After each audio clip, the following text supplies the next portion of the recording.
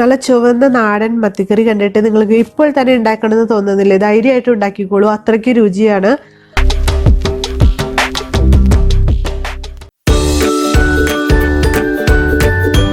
അപ്പോൾ മുളകിട്ട നല്ല നാടൻ മത്തിക്കറി ഉണ്ടാക്കുന്നതിന് നല്ല നാടൻ ചട്ടി തന്നെയാണ് ഞാൻ എടുത്തിരിക്കുന്നത്. അതിലോട്ട് കുറച്ച് വെളിച്ചെണ്ണ ഒഴിക്കുക. ഒരു 1/4 ടീസ്പൂൺ ഉലുവ ചേർക്കാം. അപ്പോൾ ഈ ഉലുവ ചേർക്കുമ്പോൾ തൊട്ട് തീ വളരെ കുറച്ചിടണം. അപ്പോൾ വെളിച്ചെണ്ണ എടുക്കുന്നത് തന്നെയാണ് നാടൻ കറിയുടെ ടേസ്റ്റ്. കുറച്ച് കറിവേപ്പില നമുക്ക് ചേർക്കാം. പിന്നെ ഒരു വലിയ കഷ്ണം ഇഞ്ചി ചെറുതായിട്ട് നന്നായിട്ട് ചതച്ചതാണിത്. ഇനിയൊന്ന് ചെറുതായിട്ട് ഇളക്കി കൊടുക്കണം. അപ്പോൾ തീ വളരെ കുറച്ച് വെക്കണം, അല്ലെങ്കിൽ ഇതൊക്കെ പെട്ടെന്ന് കരിഞ്ഞു പോകും. ഇവിടെ ഇഞ്ചി ഒരുവിധം മൂത്ത് വന്നിട്ടുണ്ട്. നമുക്കൊരു 4 പച്ചമുളക് ചതച്ചത് ചേർക്കാം. അപ്പോൾ എരിവ് കൂടുതൽ വേണ്ടവർ ഞാൻ എപ്പോഴും പറയുന്ന പോലെ കൂടുതൽ പച്ചമുളക് എടുക്കാം. ഇഞ്ചി ഒരു 1/2 മിനിറ്റ് ഞാൻ ഇളക്കി കൊടുത്തിട്ടുള്ളൂ. ഇത് അധികം മൂത്ത് വരൊന്നും വേണ്ട. ഇഞ്ചി ചെറിയ തീയിലാണ് ഇട്ടിരിക്കുന്നത്, അല്ലെങ്കിൽ ഇഞ്ചിയൊക്കെ പെട്ടെന്ന് മൂത്ത് കരിഞ്ഞു പോകും. അപ്പോൾ നമുക്കിനി കുറച്ച് ഉള്ളി, 15 ഉള്ളിയും ഒരു സവാളയും ചെറുതായി അരിഞ്ഞതാണ് ഞാൻ ഈ ചേർക്കുന്നത്.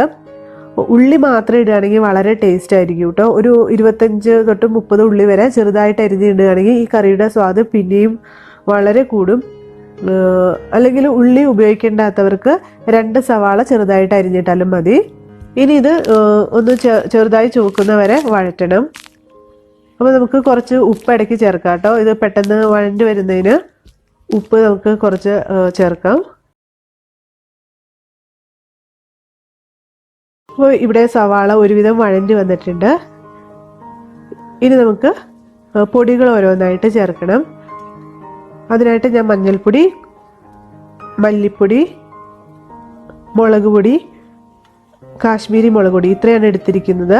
അപ്പോൾ 1/2 ടീസ്പൂൺ മഞ്ഞൾപ്പൊടി ചേർക്കാം. 1 ടീസ്പൂൺ മല്ലിപ്പൊടി ഇടുകയാണ്. 1 ടേബിൾ സ്പൂണോളം കാശ്മീരി മുളക് പൊടി ചേർക്കുകയാണ്. 2 ടേബിൾ സ്പൂണോളം നല്ല മുളക് പൊടി, എരിവുള്ള മുളക് പൊടി ചേർക്കുക കേട്ടോ. ഇത് ഒന്ന് അതിൻ്റെ ആ ഒരു പച്ചമണം മാറുന്നവരെ ജസ്റ്റ് ഒന്ന് ഇളക്കണം. ഒരു 2 മിനിറ്റ് ചെറു തീയിലിട്ടൊന്ന് ഇളക്കിയാൽ മതി. കരിഞ്ഞു പോവാതെ സൂക്ഷിക്കണം കേട്ടോ. നന്നായിട്ട് ഇളക്കിക്കൊണ്ടിരിക്കണം ഈ സമയം. ഈ കാശ്മീരി മുളക് പൊടി ഇടുന്നത് ഈ കറിക്ക് കുറച്ച് നിറം കിട്ടാൻ വേണ്ടിയാട്ടോ. ഈ കാശ്മീരി മുളക് പൊടിയുടെ അളവ് നമുക്കൊരു 2 ടേബിൾ സ്പൂണോളം ആക്കുന്നതിന് കുഴപ്പമൊന്നുമില്ല, വളരെ നല്ല കളർ കിട്ടും. ഇനി നമുക്ക് തക്കാളി, ഒരു തക്കാളി ഞാൻ അരിഞ്ഞത് ചേർക്കുകയാണ്. ചെറുതായിട്ട് അരിഞ്ഞ തക്കാളി ചേർക്കുകയാണ്. ഈ തക്കാളിയും നന്നായിട്ട് വഴറ്റണം. അപ്പോൾ ഈ തക്കാളി വഴറ്റുമ്പോൾ നമുക്കൊരു മീഡിയം ഫ്ലെയിമിലോട്ട് മാറ്റാം. അപ്പോൾ ഈ മീൻകറിയൊക്കെ വയ്ക്കുമ്പോൾ മൺചട്ടിയിൽ വയ്ക്കുന്നതാണ് കൂടുതൽ ടേസ്റ്റ്. ഇത് വച്ചിട്ട് തലേ ദിവസം അടച്ചു വെച്ചിട്ട് ഫ്രിഡ്ജിലൊന്നും വയ്ക്കേണ്ട ആവശ്യമില്ല. ഈ മൺചട്ടിയിൽ വയ്ക്കുകയാണെങ്കിൽ അങ്ങനെ തന്നെ അടച്ചു വെച്ചിട്ട് പിറ്റേ ദിവസം എടുത്തിട്ട് രാവിലെ തന്നെ ഒന്ന് ചൂടാക്കി നമുക്ക് പിറ്റേ ദിവസം ഉച്ചയ്ക്ക് ഉപയോഗിക്കുകയാണെങ്കിൽ കൂടുതൽ ടേസ്റ്റ് ആകും. അപ്പോൾ ഇവിടെ തക്കാളി നന്നായിട്ട് വഴഞ്ഞു വന്നിട്ടുണ്ട്. ഇനി ഞാനിത് ചൂടുവെള്ളത്തിൽ ഇട്ട് വെച്ച ഒരു 4 കുടംപുളിയാണ്, ഇത് ചേർക്കണം. അപ്പോൾ ഇട്ട് വെച്ച വെള്ളത്തോടു കൂടി തന്നെ ചേർത്തിരിക്കുകയാണ്. ഇത് നമ്മൾ ആ മസാലയായിട്ട് ഒന്ന് യോജിപ്പിക്കുക.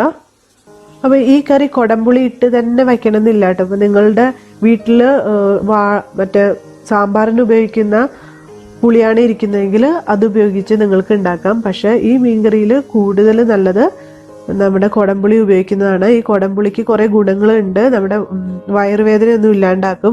അപ്പോൾ ഈ മീനൊക്കെ കഴിക്കുമ്പോൾ നമുക്ക് എന്തെങ്കിലും വയറ്റിൽ അസ്വസ്ഥത ഉണ്ടെങ്കിൽ അത് മാറ്റാനും കൂടിയാണ് ഈ കുടംപുളിയൊക്കെ ഉപയോഗിക്കുന്നത്. അപ്പോൾ നമുക്ക് ഒരു 2 ബൗൾ ചൂടായ വെള്ളം ചേർത്തിരിക്കുകയാണ്.